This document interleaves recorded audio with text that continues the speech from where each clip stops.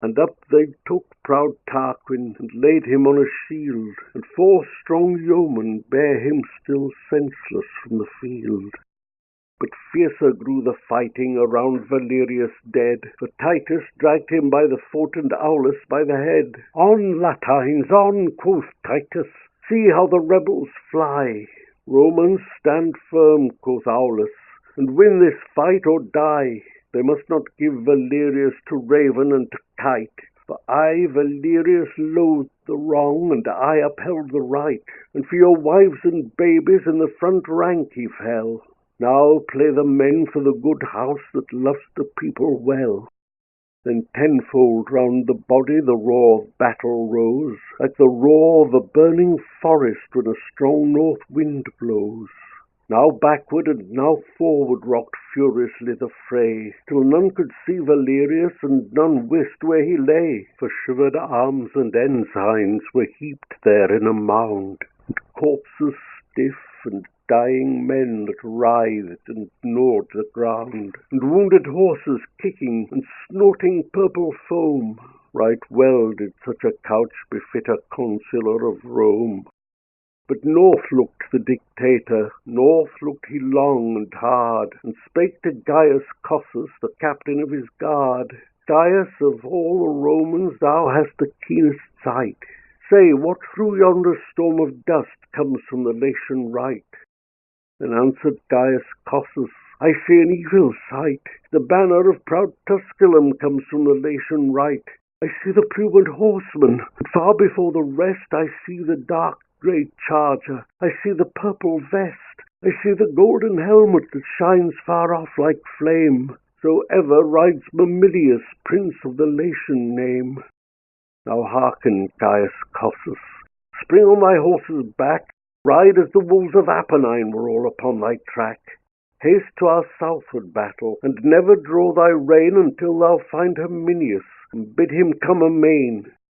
So Aulus spake, and turned him again to that fierce strife, and Gaius Cossus mounted and rode for death and life. Loud clanged beneath his horse hoofs the helmets of the dead, and many a curdling pool of blood splashed him heel to head. So came he far to southward, where fought the Roman host, against the banners of the marsh and banners of the coast. Like corn before the sickle the stout Lemnians fell, beneath the edge of the true sword that kept the bridge so well.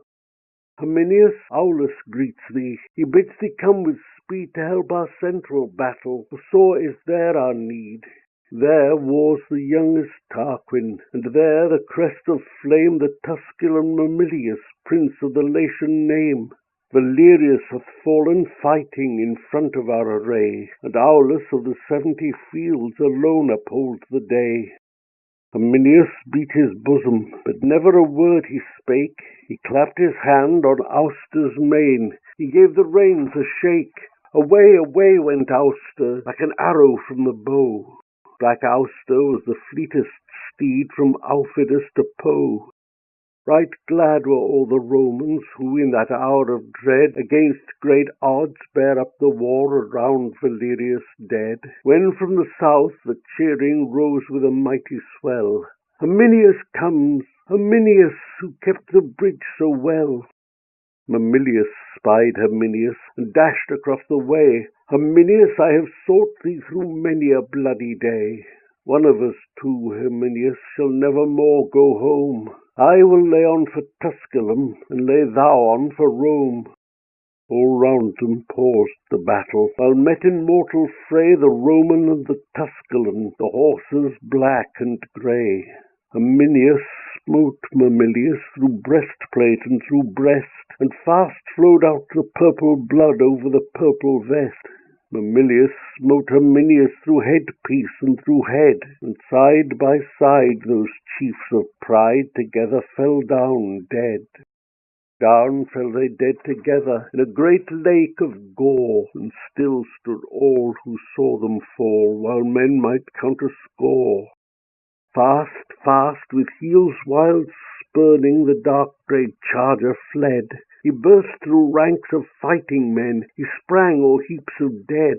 his bridle far out streaming, his flanks all blood and foam, he sought the southern mountains, the mountains of his home. The pass was steep and rugged, the wolves they howled and whined, but he ran like a whirlwind up the pass, and he left the wolves behind. Through many a startled hamlet thundered his flying feet. He rushed through the gate of Tusculum, he rushed up the long white street. He rushed by tower and temple, and paused not from his race, till he stood before his master's door in the stately market-place. Straightway round him gathered a pale and trembling crowd, and when they knew him, cries of rage brake forth, and wailing loud. And women rent their tresses for their great prince's fall, and old men girt on their old swords, and went to man the wall. But like a graven image, black Auster kept his place, and ever wistfully he looked into his master's face. The raven mane that daily with pats and fond caresses the young Herminia washed and combed, and twined in even tresses, and decked with coloured ribbons from her own gay attire, hung sadly o'er her father's corpse in carnage and in mire. Forth with a shout sprang Titus, and seized black Auster's rein. Then Aulus sware a fearful oath, and ran at him amain. The furies of thy brother with me and mine abide, if one of your accursed house upon black Auster ride. As on an Alpine watchtower from heaven comes down the flame, full on the neck of Titus the blade of Aulus came, and out the red blood spouted in a wide arch and tall, as spouts a fountain in the court of some rich Capuan's hall. The knees of all the Latines were loosened with dismay, when dead on dead Herminius the bravest Tarquin lay. And Aulus the dictator stroked Auster's raven mane. With heed he looked unto the girths, with heed unto the rein. Now bear me well, black Auster, into yon thick array, and thou and I will have revenge for thy good lord this day. So spake he, and was buckling tighter black Auster's band, when he was aware of a princely pair that rode at his right hand. So like were they, no mortal might one from other know. White as snow their armour was, their steeds were white as snow. Never on earthly anvil did such rare armour gleam, and never did such gallant steeds drink of an earthly stream. And all who saw them trembled, and pale grew every cheek, and Aulus the dictator scarce gathered voice to speak. Say by what name men call you, what city is your home, and wherefore ride ye in such guise before the ranks of Rome? By many names men call us, in many lands we dwell. Well Samothracia knows us, Cyrene knows us well. Our house in gay Tarentum is hung each morn with flowers. High o'er the masts of Syracuse our marble portal towers. But by the proud Eurotas is our dear native home, and for the right we come to fight before the ranks of Rome. So answered those strange horsemen, and each couched low his spear, and forthwith all the ranks of Rome were bold and of good cheer. And on the 30 armies came wonder and affright, and Ardea wavered on the left, and Cora on the right. Rome to the charge, cried Aulus, the foe begins to yield. Charge for the hearth of Vesta, charge for the golden shield. Let no man stop to plunder, but slay and slay and slay. The gods who live forever are on our side today. Then the fierce trumpet flourish from earth to heaven arose. The kites know well the strong stern swell that bids the Romans close. Then the good sword of Aulus was lifted up to slay. Then like a crag down Apennine rushed Auster through the fray. But under those strange horsemen still thicker lay the slain, and after those strange horses black Auster toiled in vain. Behind them Rome's long battle came rolling on the foe, ensigns dancing wild above, blades all in line below. So comes the Po in flood time upon the Celtic plain, so comes the squall blacker than night upon the Adrian main. Now by our sire Quirinus, It was a goodly sight, as the 30 standards swept down the tide of flight. So flies the spray of Adria when the black squall doth blow, so corn sheaves in the flood time spin down the whirling Po.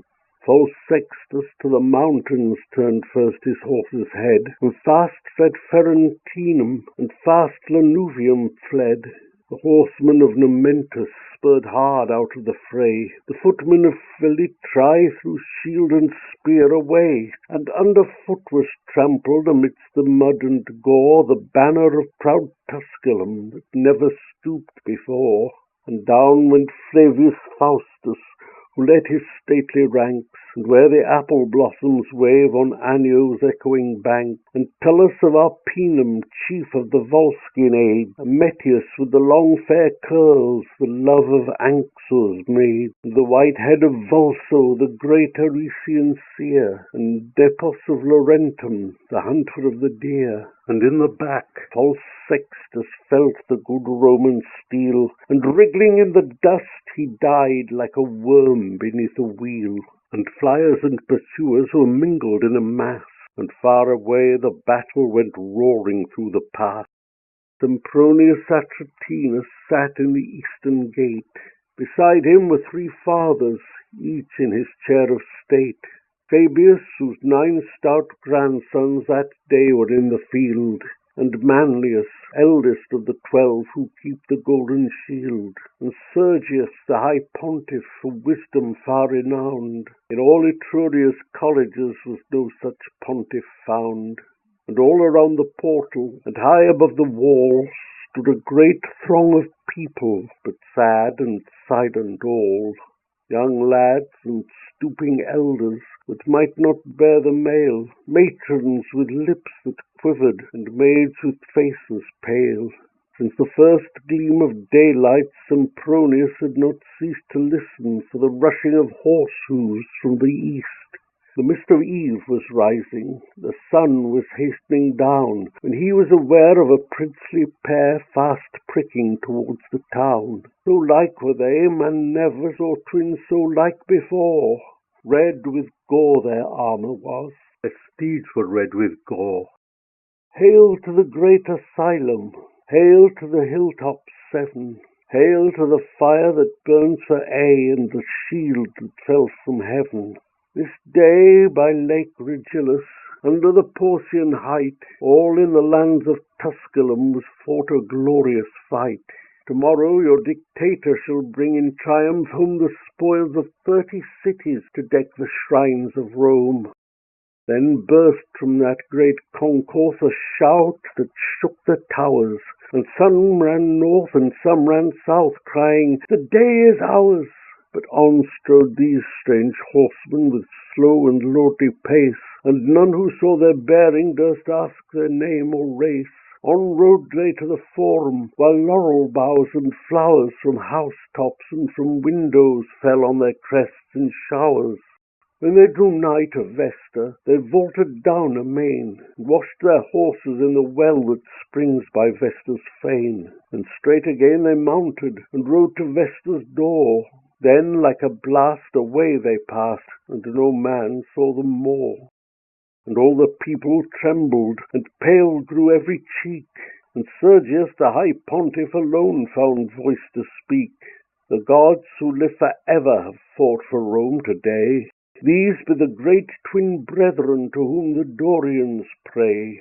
Back comes the chief in triumph, who in the hour of fight has seen the great twin brethren in harness on his right. Safe comes the ship to haven, through billows and through gales, if once the great twin brethren sit shining on the sails. Wherefore they washed their horses in Vesta's holy well, wherefore they rode to Vesta's door, I know, but may not tell. Here, hard by Vesta's temple, build we a stately dome unto the great twin brethren who fought so well for Rome. And when the months returning bring back this day of fight, the proud Ides of Quintilis marked evermore with white, unto the great twin brethren let all the people throng, with chaplets and with offerings, with music and with song, and let the doors and windows be hung with garlands all, and let the knights be summoned to Mars without the wall. Thence let them ride in purple with joyous trumpet sound, each mounted on his war horse, and each with olive crowned, and pass in solemn order before the sacred dome, where dwell the great twin brethren who fought so well for Rome.